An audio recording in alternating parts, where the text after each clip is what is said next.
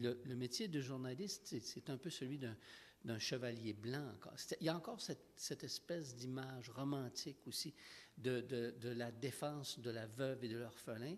Beaucoup de journalistes se sentent comme ça de tenter de protéger ceux qui sont moins puissants, qui sont faibles, qui sont pauvres. Et puis, malheureusement, il y a certains stratèges qui, dans des compagnies, des mauvais conseillers qui vont tenter de laisser passer la vague.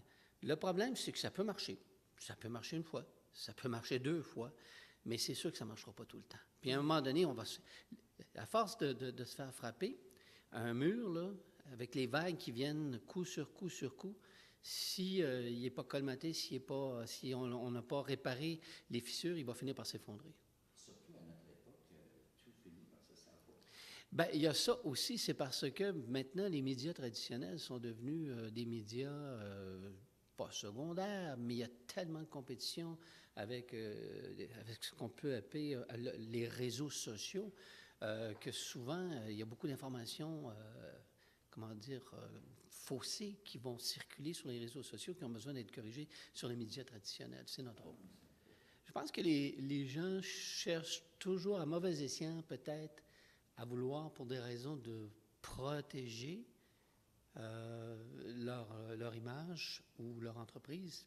Le problème, c'est qu'ils ne savent pas ce qu'on sait et des fois, ça peut leur nuire parce qu'on peut prendre une réponse qu'ils vont nous donner, pensant qu'ils nous donnent la bonne réponse et qu'ils nous ont eu, qu'ils ont eu le journaliste, mais la personne, ce journaliste-là, sait quelque chose, va donc donner la vraie réponse et dire, bien, voici ce qu'il nous a répondu, alors que c'est faux. Voilà, ce qu'on a voulu protéger, on le détruit.